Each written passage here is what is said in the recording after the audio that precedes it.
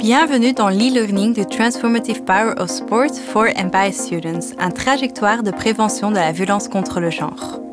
Le trajectoire de prévention TPS est un projet financé par l'Union européenne en partenariat avec Plan International Espagne, Plan International Belgique et de Vrije Universiteit Bruxelles. Au nom du consortium TPS, nous vous remercions de votre intérêt pour le trajectoire de prévention TPS. Je suis Tiffaine Klerings, doctorante à la VUB, et avec mes professeurs Ebe Schalier, professeur Inge de Rom et professeur Evert Sinsen, nous avons développé une intervention de prévention de la violence contre le genre pour les étudiants en éducation physique. Dans cet e-learning, je vous guiderai à travers le guide d'activité du trajectoire de prévention TPS, afin que vous, à votre tour, vous puissiez enseigner aux futurs employés du secteur sportif la prévention de la violence contre le genre. La violence contre le genre reste un problème d'actualité. Bien que nous manquions des statistiques précises sur la prévalence de la violence contre le genre dans le sport, il est bien documenté que la violence interpersonnelle reste une préoccupation majeure.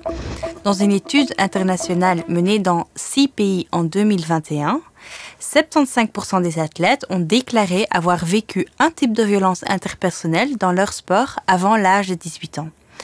De plus, il est crucial de reconnaître que les personnes de la communauté LGBTQIA+, subissent souvent des niveaux de violence interpersonnelle significativement plus élevés comparés aux hétérosexuels.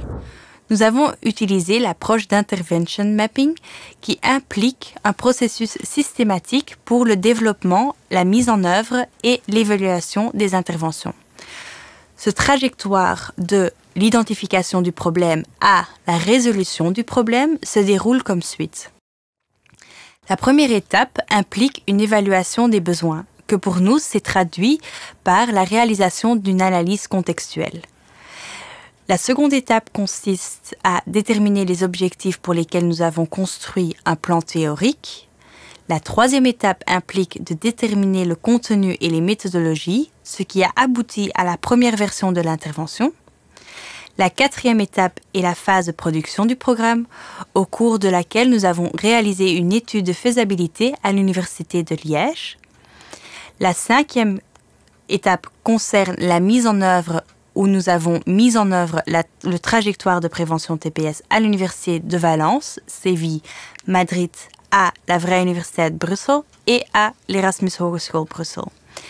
Et enfin, la sixième étape, l'évaluation, où nous avons réalisé une étude d'efficacité. Nous avons utilisé multiples données pour l'analyse contextuelle. Tout d'abord, nous avons analysé 257 épingles de la plateforme Safer Cities. Deuxièmement, nous avons effectué une analyse systématique de la littérature académique et une analyse narrative de la littérature non académique à propos de la violence contre le genre et les interventions des témoins. Enfin, nous avons réalisé et analysé 11 groupes de discussion en Belgique et en Espagne pour mieux comprendre les attitudes, les intentions comportementales et les perceptions des étudiants en éducation physique sur la violence contre le genre. Notre analyse a révélé 4 lacunes. La première lacune que nous avons trouvée était l'absence d'attention explicite portée au comportement désiré. Les stratégies de prévention existantes ont tendance à se concentrer sur l'information des participants concernant les comportements problématiques, sans leur fournir une instruction adéquate sur le comportement désiré qui soutient un environnement positif dans le sport. La deuxième lacune identifiée était l'absence de coaching en compétences pour soutenir les comportements positifs, proactifs et réactifs des témoins. Les interventions visant le comportement des témoins limitent souvent leur portée aux conséquences cognitives, telles que la définition de la violence basée sur le genre. Cependant, les compétences requises pour remarquer les signaux et engager des conversations constructives lorsque des incidents légers ou graves surviennent sont souvent négligées ou exclues. La troisième lacune concerne l'absence d'attention portée à la réaction de combat, de fuite ou d'immobilisation provoquée par le stress. L'instinct de survie humain prendra souvent le dessus lors de situations de violence basées sur le genre. Reconnaître ce mécanisme est crucial pour comprendre pourquoi les individus peuvent ne pas agir. La quatrième lacune a révélé un besoin de connaissances sur la procédure de signalement. Les étudiants semblent être insuffisamment informés sur où se tourner, à quoi s'attendre et comment fonctionne le processus de signalement d'un incident de violence basé sur le genre. Nous avons sélectionné 3 théories de sciences sociales qui nous permettent de combler les lacunes identifiées et de contribuer au changement souhaité. La première est la théorie de comportement planifié, fréquemment utilisée pour comprendre les motivations derrière les actions des individus et prédire le comportement dans des contextes spécifiques. Le deuxième modèle que nous avons incorporé est le modèle d'étape du comportement des témoins, ce qui stipule que les témoins passent par 4 étapes différentes avant de pouvoir agir dans des situations stressantes. La troisième théorie que nous avons introduite est la fenêtre de tolérance, qui reconnaît comment le système nerveux réagit au stress, formant le plan théorique pour développer le trajectoire de prévention TPS. L'objectif du trajectoire de prévention TPS est de construire une intervention de prévention de la violence contre le genre axée sur le comportement positif, proactif et réactif des témoins. Nous avons formulé un trajectoire de prévention de 5 sessions, où chaque session cible une lacune particulière identifiée par notre analyse contextuelle.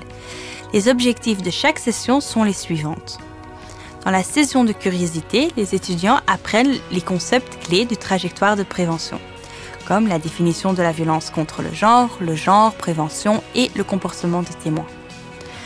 Dans la session de mentalisation, les étudiants apprennent à adopter le comportement souhaité pour créer un climat sportif de sécurité. Dans la session de communication non violente, les étudiants apprennent à adopter un comportement de témoin positif, proactif et réactif. Dans la session des régulations des émotions, les étudiants apprennent à connaître le fonctionnement de leur système nerveux parasympathique et sympathique. Dans la dernière session, la session de résolution de problèmes, les étudiants apprennent comment, quand et où signaler les incidents de violence contre le genre dans leur université et à l'extérieur. Les sections suivantes de l'e-learning expliqueront les objectifs et le contenu des 5 sessions du trajectoire de prévention TPS. La première session est la session de curiosité. Il s'agit d'une session d'introduction où l'accent est mis sur le transfert de connaissances. Les étudiants apprennent les concepts clés du trajectoire de prévention. La session de curiosité a 2 objectifs. Les étudiants comprennent les concepts clés, violence contre le genre et prévention, et les étudiants comprennent le comportement positif de témoins proactifs et réactifs. La violence contre le genre englobe toutes les formes de violence interpersonnelle.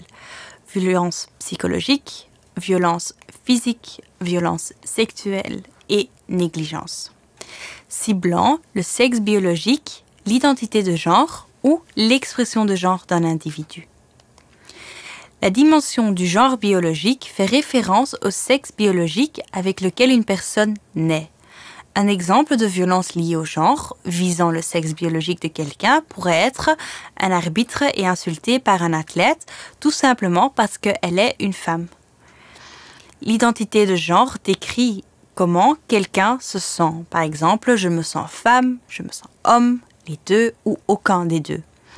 La violence liée au genre dirigée contre l'identité de genre de quelqu'un pourrait être un étudiant en éducation physique non-binaire et frappé parce qu'il s'identifie comme non-binaire. L'expression de genre fait référence à la manière dont quelqu'un s'exprime à travers le langage, la mode ou le comportement. Dans ce cas, un exemple de violence liée au genre pourrait être un athlète masculin est sexuellement intimidé par son entraîneur parce qu'il s'habille de manière plus féminine. Toutes les organisations et tous les individus au sein d'une organisation peuvent influencer la prévention de la violence contre le genre à 3 niveaux. Premièrement, le niveau de qualité, qui se concentre sur la cultivation des comportements souhaités dans les interactions quotidiennes. Cela implique de promouvoir le fair play et d'encourager un climat d'inclusivité.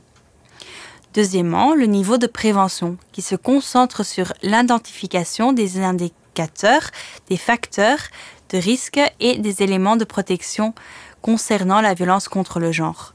L'accent est ici mis sur la reconnaissance des signaux d'alerte et l'amélioration des facteurs de protection. Troisièmement, le niveau de réaction.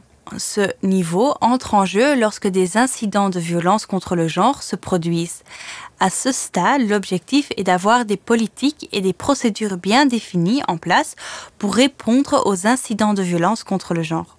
Cela englobe avoir un point de contact et une procédure de plainte et de suivi à toutes les parties impliquées.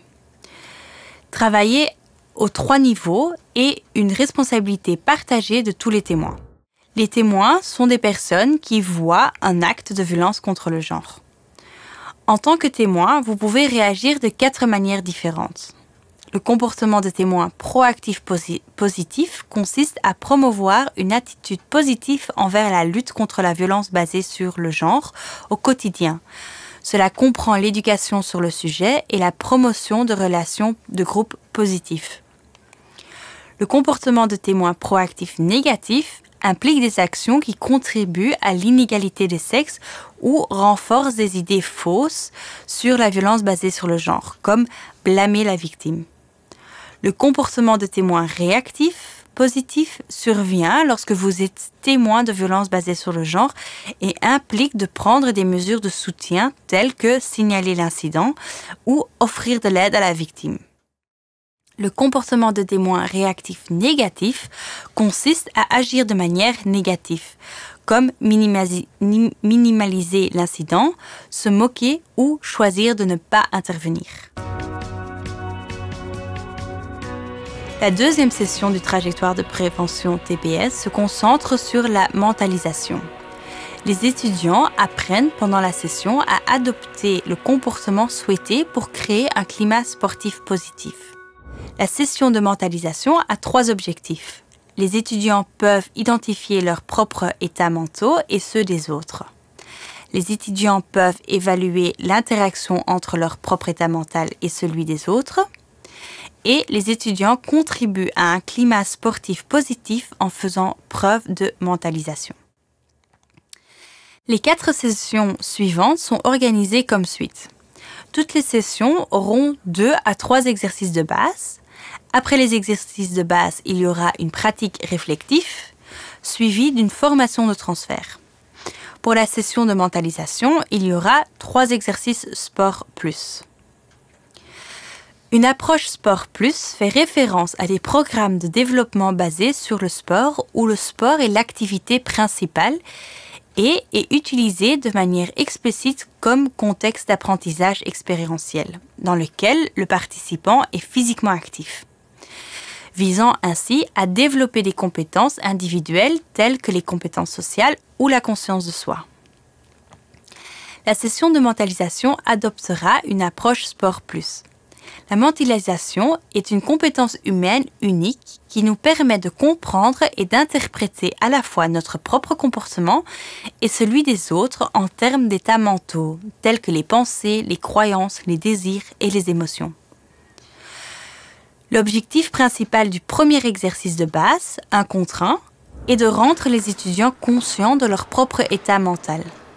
Cela implique de faire une pause pour réfléchir à ce qu'ils ressentent, pensent et vivent dans l'instant. Ils sont ensuite invités à réfléchir à la manière dont leur comportement est influencé par leur état mental. Pour cet exercice, les étudiants sont répartis en 2 rôles, défenseurs et attaquants. L'objectif du défenseur est de protéger le but, tandis que l'objectif de l'attaquant est de marquer.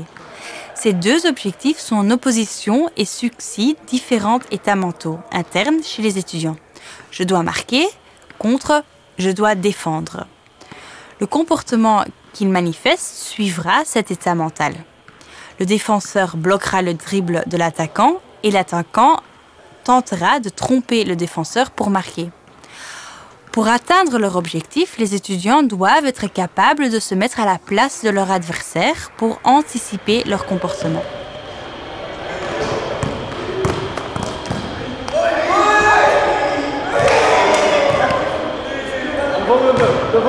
Ja, de bal. Oké, dus jij bent nu verdediger. Nieuwe aanvaller.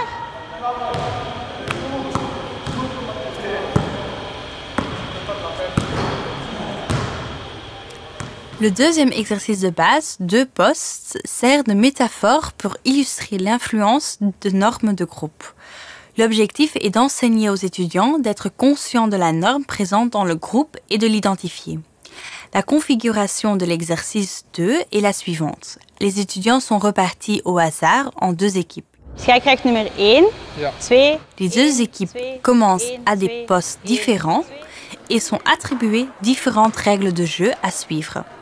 L'équipe 1 commence au premier poste où les étudiants devront passer et dribbler selon un certain schéma. En de bedoeling is eigenlijk, wanneer je je basketbal hebt, je gooit hem naar je partner. En dus naar de persoon dat tegenover de andere kegel is, rechts, en dus op de lange zijde. Dan loop je zo snel mogelijk naar het volgende kegeltje. Als je de bal hebt, moet je dribbelen. Dus je mag nooit lopen met de bal, dus altijd dribbelen. En dan eens dat je op de andere kegel bent, dan gooit je partner eigenlijk de bal terug naar u. En de bedoeling is eigenlijk om dat zo snel mogelijk te doen. En wie de meeste ronden eigenlijk heen en weer heeft kunnen doen en dus samen met zijn partner wint eigenlijk de opstelling. Et l'équipe 2 commence à la deuxième station, au deuxième poste, où ils devront passer et dribbler selon un schéma différent. Après 5 minutes, les étudiants reçoivent l'instruction suivante.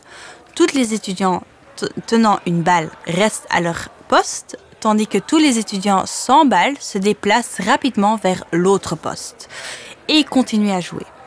Le but est de pousser les étudiants à changer de poste le plus rapidement possible et de ne pas leur donner le temps de trop réfléchir. 2 nouvelles équipes se formeront avec des étudiants respectant différentes règles de jeu. Cela peut entraîner de la confusion et des conflits. C'est aux étudiants de résoudre la confusion et continuer à jouer. Wie geen bal heeft, switch van groep en start opnieuw. En je start opnieuw.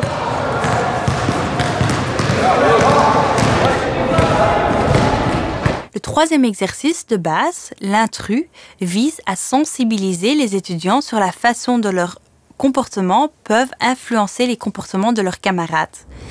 Les comportements de 4 étudiants sont manipulés par le facilitateur. Le facilitateur attribue 4 rôles à 4 étudiants différents. Un étudiant est chargé de jouer avec une déficience auditive. Un autre étudiant est chargé d'être très anxieux. Un 3e étudiant est chargé d'encourager ses camarades. Et un 4e étudiant est chargé de jouer défensivement. 3 matchs seront joués, au cours desquels les étudiants auront l'occasion de réfléchir à la manière dont ils interagissent l'un avec l'autre. Les objectifs est que les étudiants prennent conscience de leur propre état mental pendant le jeu et évaluent les états mentaux de leurs camarades pour ajuster leur comportement afin de créer un climat sportif positif pendant le jeu. Une fois le dernier jeu terminé, la pratique réflexive de la session commence. La pratique réflexive de la session vise à contempler les composants d'apprentissage expérientiel de la session. Heeft iemand tot nu toe iets op geobserveerd of ervaren? Wat blieft?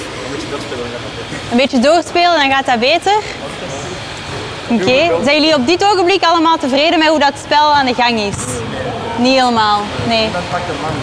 Wat blieft? Het is gewoon een chaos door elkaar. Niemand Ja. pakt een man. Niemand pakt, ja. En hij is agressief. Wil je daar over in gesprek gaan met elkaar? Ja, nu. Oké, even teamtal, pep-talk. Oké. Time-out. Even iedereen zijn team? Ja. Oké, doe maar.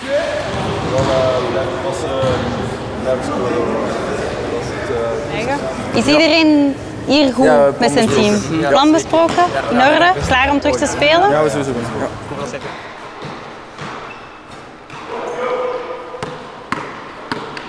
Hebben jullie het gevoel dat iedereen gelijkwaardig aan het spelen is? Dat iedereen eigenlijk evenveel kansen krijgt hier om te spelen? Of wat valt er u op? Ja. Door. Oké, en hoe ga je daar dan mee omgaan?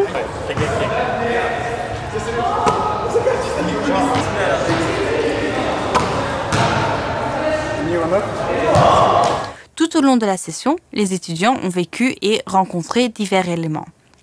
Cependant, sans réflexion, ces expériences pourront être perdues. Hoe was deze sessie? In het begin wist ik zelf niet zo goed wat ik moest doen. Dus ja, ik hield mij gewoon zo'n beetje afzijdig. En dan had ik door dat ik misschien zoiets moest tonen dat ik het eigenlijk niet hoorde. En toen hadden zij ook door van, ah ja, zij hoort niet, dus ik moet mij aanpassen. En toen hebben ze handgebaren gedaan, waardoor ik ook zo'n beetje meer kon meespelen en zo. In mijn hoofd was wel iedereen mee. Ik heb daar niet op gelet. En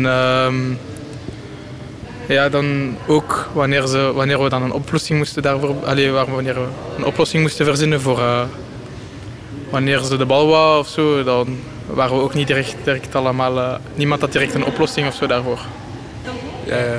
Like when we got the ball, she didn't always ask big signals like that. She just said nothing. Ja, ik durfde dat eerst zo niet, omdat ik weet niet, snap je? Ik wist niet zo goed wat ik moest doen. Dus ja, ik wist ook niet van, oké, ik kon wel zo gebaren maken, maar ja, je bent zo wat bescheiden of zo en verlegen, waardoor dat je dat niet echt durft, omdat je je zo een beetje anders voelt als de rest. De eerste pauze vroegen wij aan haar dingen van, ja, Maite, alles goed met u? En ze zei gewoon niks. Dus dat was super raar, want daarna vroegen we nog iets en dan zei ze weer niks. Maar ja, we hadden niks door, want Maite kan wel gewoon goed horen. Dus we dachten gewoon dat Maite een beetje raar aan het doen was of zo. Ik denk dat het vooral confronterend is. Want we hadden zoals gezegd 10 minuten gespeeld zonder het op te merken. En het is pas op het moment dat hierop gewezen wordt dat er één iemand eigenlijk niet deelneemt aan het spel. En dat die eigenlijk niet weet wat te doen. Dat dan is het pas het moment dat we gaan kijken van wat kunnen we doen. Ook al hadden we dat eigenlijk van ons eigen kunnen opmerken. We kregen gewoon het spel uitgelegd. Dat is vrij duidelijk.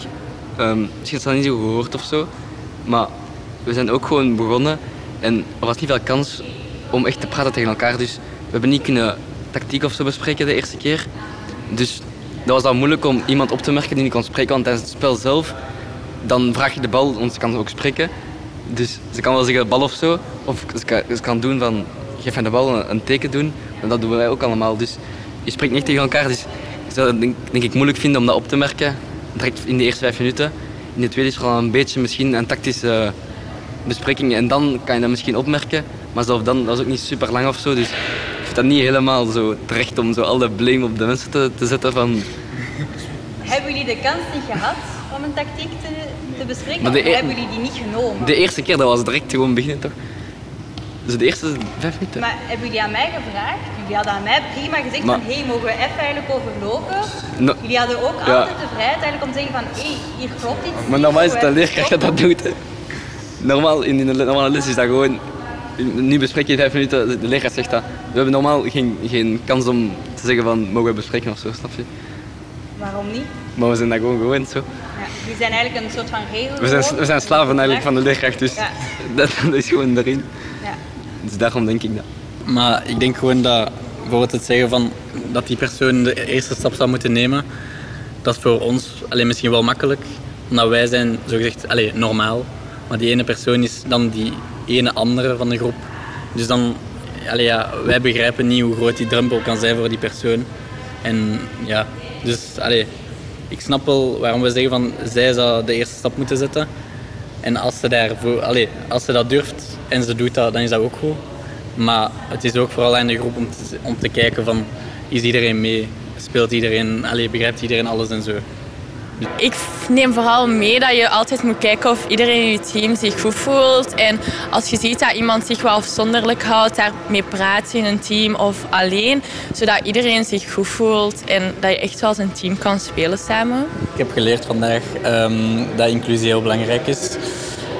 En dat we de mentaliteit die we hebben van meestal te zeggen van dat is zijn probleem, dat we die eigenlijk moeten vergeten en weglaten.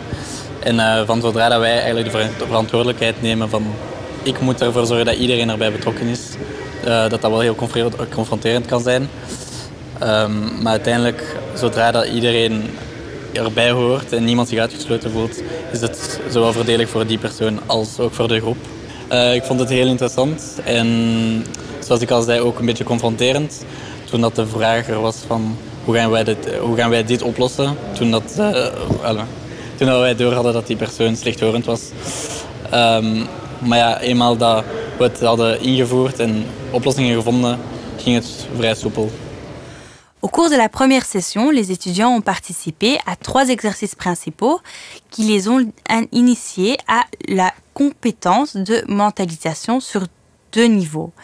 Être conscient de leur propre état mental et celui des autres et évaluer l'état mental des autres. La première session se situe au premier niveau du triangle de prévention, le niveau qualité. Il s'agit des valeurs et des normes d'un contexte. Cela inclut la mise en place de facteurs de protection, tels qu'une dynamique de groupe positif, des compétences de coaching de soutien, l'encouragement et le fair play, et la promotion d'un climat sportif. La mentalisation est une compétence qui aide à renforcer ces facteurs de protection. La formation de transfert est la phase finale de chaque session de trajectoire de prévention. La formation de transfert vise à faciliter le transfert des compétences acquises dans le contexte sportif à d'autres situations de la vie quotidienne. La formation de transfert commencera par une rétrospective de l'exercice et de la pratique réflexive de la session. Les étudiants passeront par une série de questions de discussion pour discuter de la manière dont les compétences apprises lors de la session de mentalisation peuvent être appliquées dans différents contextes de la vie quotidienne. La 3e session du trajectoire de prévention TPS se concentre sur la communication non violente. Au cours de cette 3e session, les étudiants apprennent à communiquer de manière non violente afin de pouvoir adopter un comportement de témoin proactif et réactif positif. La session de communication non violente a 2 objectifs. Les étudiants peuvent identifier les situations de violence légère contre le genre et les étudiants comprennent l'importance de la communication non violente dans des situations de violence légère contre le genre. La 3e session suit la même structure que la session de mentalisation. La session de communication non violente comprend 2 exercices principaux. Le premier exercice principal consiste à enseigner le protocole de communication non violente aux participants et en utilisant des dialogues. Les étudiants recevront des situations suivies d'un dialogue. Un exemple de situation pourrait être, pendant un cours, un professeur montre un article de journal sur un comportement agressif lors d'un match de hockey sur glace, suivi des dialogues, tels que celui projeté. Les étudiants appliqueront ensuite le protocole de communication non violente au dialogue et réécrivent ainsi la scène. Le protocole de communication non violente se compose de 4 phases. Observation, émotion, besoin et action. La première phase est celle de l'observation. Qu'est-ce que j'observe qui perturbe mon bien-être ou celui du groupe? Une observation possible appliquée au dialogue précédent peut être « L'étudiant donne son avis concernant les garçons et le hockey au reste de la classe à la demande du professeur ». Phase 2 est celle des émotions. Que ressens-je en observant? Un sentiment possible appliqué au dialogue précédent peut être « Ces déclarations m'énervent » ou « Je me sens découragé par cette déclaration ».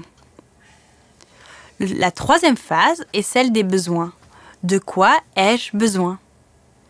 Cela peut se faire de 2 manières. La première consiste à reconnaître ses propres sentiments et besoins. Par exemple, lorsque j'entends un garçon dire « les garçons sont agressifs », cela me met en colère parce que cela me fait sentir inférieur aux garçons et implique que je devrais accepter tout comportement agressif de la part d'un garçon.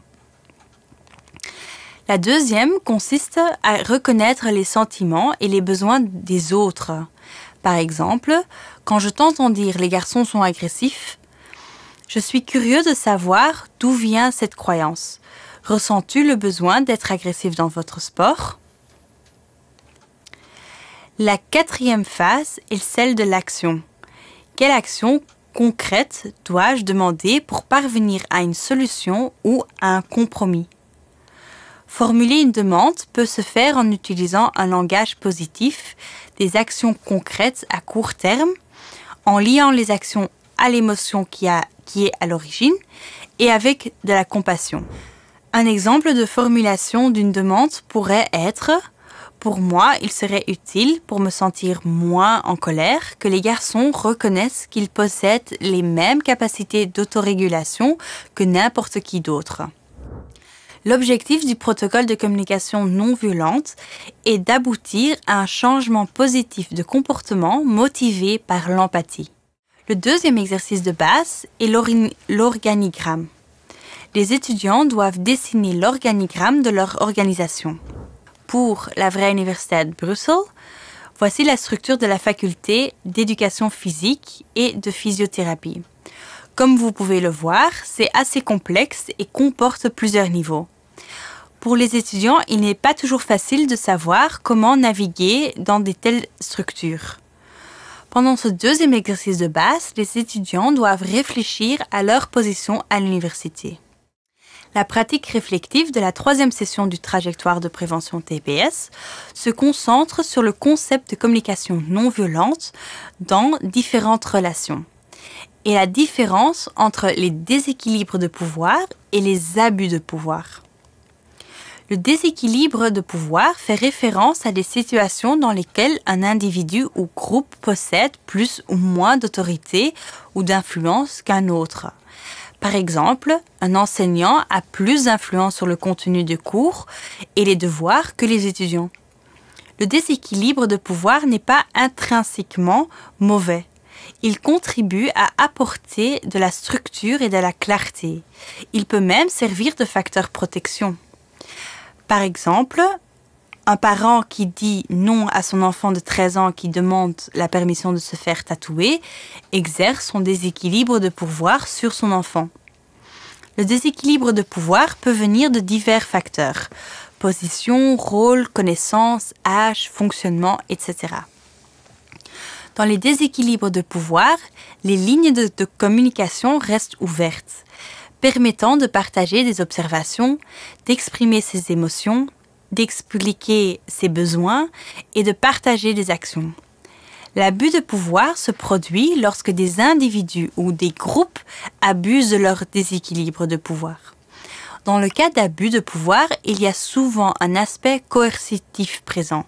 Le choix est retiré à la personne. Il n'y a pas de place pour la communication. Enfin, les étudiants sont invités à réfléchir lors de la formation au transfert dans quelle autre situation ils ont déjà utilisé la communication non violente. La session 4 des régulations des émotions a 3 objectifs. Les étudiants savent comment fonctionne leur système nerveux, parasympathique et sympathique. Les étudiants savent que des événements importants peuvent affecter leur système nerveux. Les étudiants connaissent et peuvent appliquer des techniques de régulation des émotions.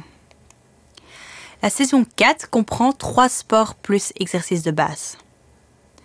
Le premier exercice de base est un jeu de passe. Les participants sont divisés en binômes.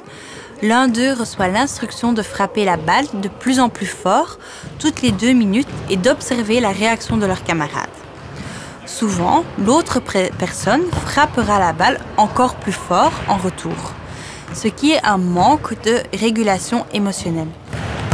Oké, je mag de ballen stilhouden en mag je die gaan terugleggen in de kar. We gaan nu over naar de tweede oefening. We gaan een circuit doen.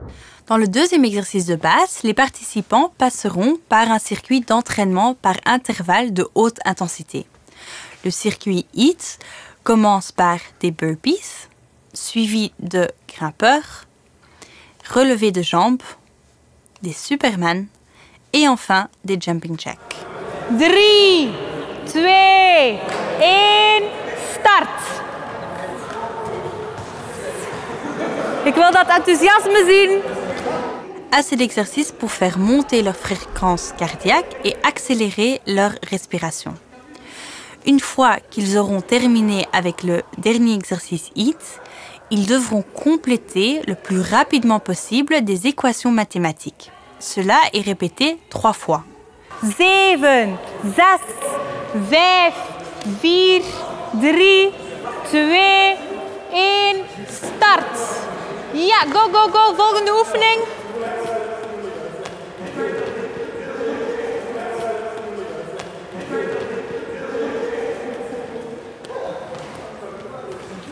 Kom aan, hè. Zijt er bijna goed bezig? L'exercice final de la session 4 de régulation des émotions est un circuit de régulation émotionnelle. We gaan nu over naar de laatste oefening. Dans ce circuit, les étudiants alterneront entre des exercices d'entraînement par intervalle de haute intensité et des exercices de régulation émotionnelle. La séquence commence par des burpees, suivi de la respiration abdominale comme première technique de régulation émotionnelle. Hier ga je een oefening doen waarbij je let op je ademhaling en ga je eigenlijk ademen via je buik. Kan iemand dat even laten eens zien aan de rest hoe je dat doet? Draai u maar om, dat de anderen jou zien. En je mag een hand op je borst leggen en één hand op je buik. Voilà. Je mag je buik helemaal bol zetten. Ensuite, ils font des grimpeurs, puis utilisent la technique de mise à terre en s'asseyant et en identifiant 5 choses qu'ils voient, 4 choses qu'ils entendent, 3 choses qu'ils peuvent toucher, 2 choses qu'ils sentent et 1 chose qu'ils goûtent. Je moet niet aan de grond beginnen likken. Gewoon puur mentaal. Wat proef je in je mond op het moment zelf? Ensuite, ils passent au relevé de jambes. La troisième technique de régulation émotionnelle est celle de la visualisation d'un espace de sécurité, où les étudiants visualisent un endroit où ils se sentent en sécurité. Celui-ci peut être réel ou imaginaire. Dus de bedoeling is dat je opnieuw mentaal je gaat inbeelden. Je een plek gaat inbeelden waar je je veilig voelt. Dat kan een bestaande locatie zijn, maar dat kan ook iets fictiefs zijn. Comme par exemple une plage tropicale ou l'espace. Ensuite, ils font des Superman. Après cela, ils pratiqueront la respiration double avec 2 inspirations et 1 expiration. Puis, ils font des jumping jacks. Enfin, le circuit se termine avec la technique de relaxation progressive, où les étudiants devront contracter et détendre leurs muscles un par un. Une fois le circuit terminé, les participants doivent résoudre à nouveau des équations mathématiques. Le circuit de régulation des émotions n'est effectué qu'une seule fois.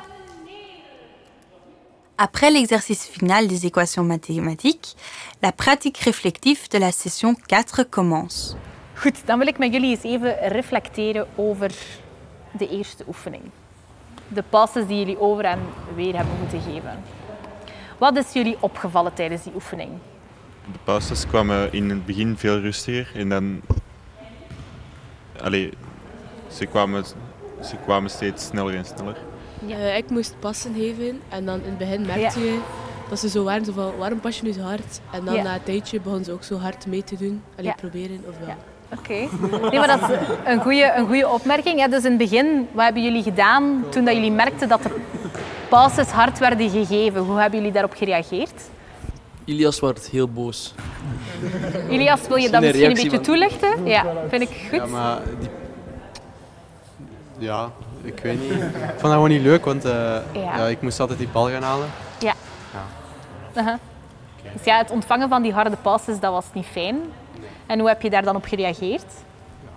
Even geroepen dat dat niet leuk is. En dan achteraf heb ik wel gewoon ook hard teruggepast. Wat heeft er uiteindelijk ervoor gezorgd dat je harde passes terug bent gaan geven? Omdat hij niet stopt. Omdat hij aanhield met het geven van harde passes. Is dat herkenbaar voor de rest? Ja? Wat denken jullie dat het doel van die oefening was? Ik denk de reactie van de medestudent bekijken, hoe dat hij gaat reageren daarop. Een beetje proberen de reactie uit te lokken van de anderen. Een reactie uitlokken, oké. Dus ik ga jullie nu eventjes meepakken naar de tweede oefening.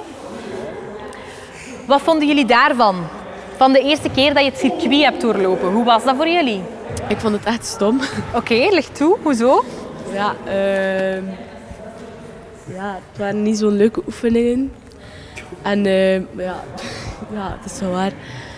En het was ook, ik vond, als je de 45 seconden dat je de oefening aan het doen was, leken echt 5 minuten. En als je dan aan je rekensommen bezig was, dat was al na 5 seconden was dat al gedaan. Wat denken jullie dat het doel was van die oefening? Om te zien of dat je misschien de tweede keer met de ademhalingsoefeningen, of dat je dan plots beter kon rekenen of zo. Door rust te pakken of zo. Oké. Dat je daarna probeerde rustig te blijven in de situatie terwijl je eigenlijk helemaal uitgeput was. Ja. En dat je dan probeerde om te gaan met wat dat je moest doen. Ja. Want het ging niet meer zo goed uit te rekenen. Ging het niet meer zo goed uit te rekenen in de eerste oefening? Ja, niet. Hebben jullie een verschil gemerkt in het eerste circuit of in het tweede circuit? Om de oefeningen te maken, de rekenoefeningen? Ja? Ik vond niet zoveel verschil. Jij niet? Nee. Jij wel? Bij mij ging het wel beter. Ik had ook het gevoel dat ik rustiger was. Dus dat ik beter kon nadenken. Dat je beter kon concentreren? Nee, maar de tweede keer was het gemakkelijker. Ja? Omdat de oefeningen intensief waren. En je kon ertussen rusten. Ja. Dus daarom ging het gemakkelijker. Is er jullie daarbuiten nog iets anders opgevallen? Willen jullie nog iets aanvullen? Jullie bleven ons ook de hele tijd erop wijzen dat we ons de oefeningen moesten blijven uitvoeren. Ja. En dat we niet mochten stilzitten. Ja. Er werd een beetje druk gelegd op ons. Wij hebben jullie een beetje druk gegeven, absoluut. Le cadre théorique utilisé pour la session 4 est celle de la fenêtre de tolérance et le fonctionnement du système nerveux parasympathique et sympathique lors d'un événement dramatique. Lorsque nous vivons un événement dramatique, le corps humain passe en mode survie, ce qui signifie que le comportement choisi est instinctif. Les 3 réactions les plus courantes sont celles de combattre, fuir et se figer. Le circuit de régulation des émotions avait pour objectif d'introduire des techniques qui activent le système nerveux parasympathique, qui est actif lorsque nous sommes au repos. Plus on pratique les techniques de régulation des émotions, plus le seuil devient élevé pour rester régulé lors de situations de stress élevées. Ce qui signifie ne pas agir par instinct, mais par un comportement de résolution de problèmes calculé. Weet er iemand wat het sympathisch zenuwstelsel is? Stel even uit. Is dat niet het zenuwstelsel wat dat je niet kunt besturen? Of hoe zal ik het zo zeggen? In zekere zin, absoluut. Ja, het treedt vanzelf in actie. La session 4 se termine comme toutes les sessions précédentes avec une formation de transfert. Les étudiants sont invités à réfléchir quelle autre situation stressante ils ont déjà vécue. Une réponse courante sont les examens. La dernière session se concentre sur la compétence en résolution des problèmes. Les étudiants apprendront comment, quand et où signaler des incidents de violence contre le genre. La saison 5 a 3 objectifs. Les étudiants peuvent évaluer la gravité des situations de violence contre le genre. Les étudiants peuvent identifier les comportements positifs potentiels témoignant les situations de violence contre le genre. Les étudiants savent où, quand et comment signaler les incidents de violence contre le genre. La session 5 a 2 exercices de base. Le premier est l'échelle de gravité. Les étudiants reçoivent 7 situations de violence contre le genre. Le but est de classer les situations de léger à grave. Après l'exercice, les étudiants réfléchissent en groupe sur les critères qu'ils ont utilisés pour classer les situations et pourquoi. Het vragensysteem is eigenlijk een denkkader om gevoeliger te worden of eigenlijk om aan te leren hoe dat je situaties kunt interpreteren en kunt gaan identificeren. Een groene vlag is eigenlijk een oké situatie. Dus dan is eigenlijk de situatie perfect, dus die kan zo blijven gaan. Een gele vlag is een milde situatie en dan rood ernstiger, zwart is zeer ernstig. Er zijn 6 criteria's.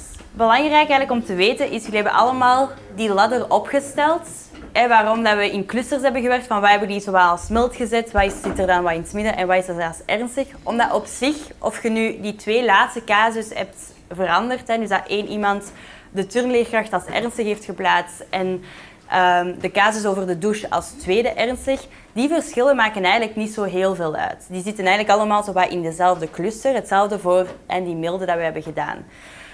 Het wordt moeilijker eigenlijk wanneer dat bepaalde situaties worden gezien als mild, terwijl dat ze wel gecategoriseerd worden als ernstiger en ook omgekeerd. Want uw aanpak om dan met die situaties om te gaan dan eigenlijk niet proportioneel zijn tegenover de situatie waarin dat je eigenlijk echt zit.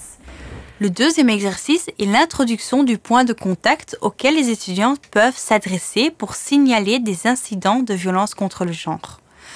L'objectif du deuxième exercice de base est que le point de contact de l'organisation explique où, quand et comment un signalement d'un incident peut être fait.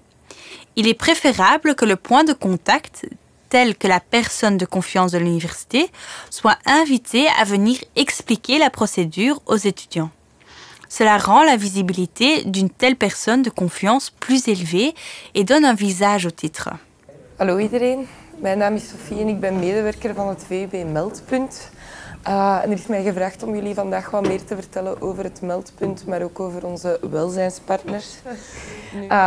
Dus wie kan er contact opnemen? Het zijn inderdaad de studenten, het personeel en externen. Bij externen is het belangrijk dat er een link is met de VUB. Dus dat is wel echt van belang.